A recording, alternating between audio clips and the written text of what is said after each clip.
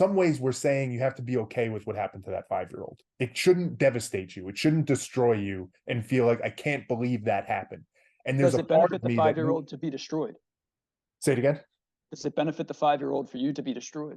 Does it benefit the 5-year-old? I think, well, good question. So let me answer that. And I'm not saying it's right, but does it benefit that 5-year-old? No.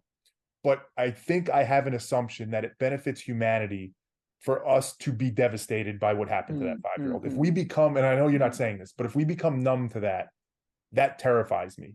And that's what I worry about. Yeah. So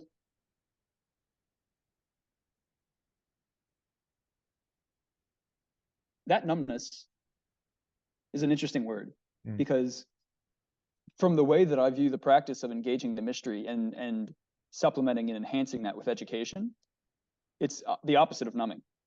You're bringing it more into focus, more into clarity, more into understanding. And it's not a virtue signal. Well, it is a virtue signal, but it's like, recognize the role that your pain plays. Right? So if you want to hold that pain as a form of signaling to society in general, which I'm not saying is necessarily a bad thing, that I'm against, this 5-year-old's existence and I want to change it, et cetera. Just because that you're holding more emotion in that state, right? If you want to be effective, you can't be destroyed by that emotion. So you need a way of balancing that emotion. And the way that you balance that emotion is by leaning into the infinite creativity, the infinite divinity of form and being, which is a more spiritual sense. And that's not necessarily easy to do, because it requires both a cognitive understanding and an emotional supplementation of that understanding. But once you build those things, you have to lean both ways. Like, you have to lean into the perfection to the same extent that you're leaning into the empathy. Otherwise, you become extremely ineffective on both regards, right? Because if you just allow yourself the empathy and you don't allow yourself the perfection, then you become a crippled echo chamber of pain that you are resting in, as well as the 5-year-old is resting in, and that you don't have an effective way to help either party. You don't have a way to effectively address their own suffering that you are empathetically generating for the 5-year-old. And because that you can't even get over that, you have no way of helping the 5-year-old. Yes. And so, the numbing word, I think, is just the only word I would disagree with, because, and to me, this practice is the opposite of numbing. It is an extension of, your cognitive or your linguistic scaffolding as deeply as you can into both regards. And, I say a lot in my fund, like, solutions are easy. Becoming intimate with a problem is hard. So the more intimate that you can become with that problem, the more effective that you become at helping the 5-year-old in the first place, which to me is a better signal of virtue than being eaten alive by the fact that suffering manifests in this plane.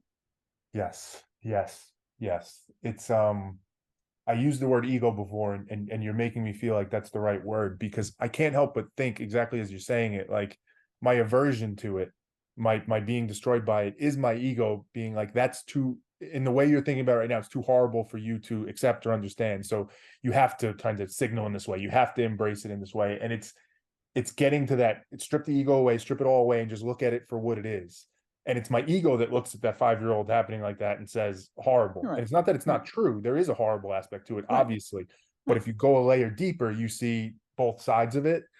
And I get that logically. The question I've asked some people lately is, and I think I know the answer to yours, so I'm less interested in the direct answer, but more of how you support it.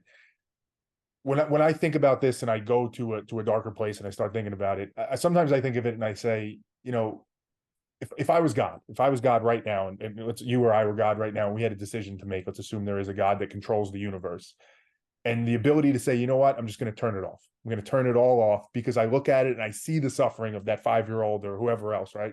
We can give countless examples. And I don't think this thing's working. I think the negative outweighs the positive. Therefore, I'm going to turn it off. It sounds like in what you're saying, you would say, dude, no, I'm never going to turn this off. It's even. Is that how you see it? It's completely even and it's worth keeping it on? So inside of Buddhism, you have this idea of Pure Land Buddhism, and then you have what you could just call normal Buddhism. Normal Buddhists would say nirvana, turn it off.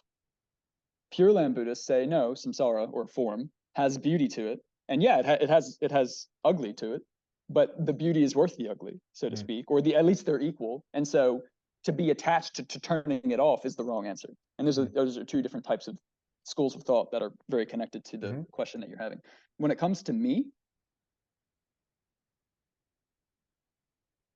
I think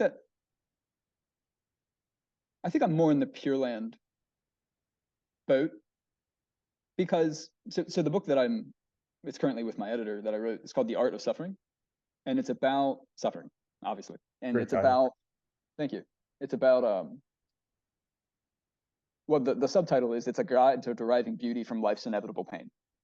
And if you can practice the art of suffering, the extent to which that you change your relationship with suffering, and the extent to which you lean into the idea of more of a Pure Land, like, keep the form, is proportional. It's like two different sides of the same coin.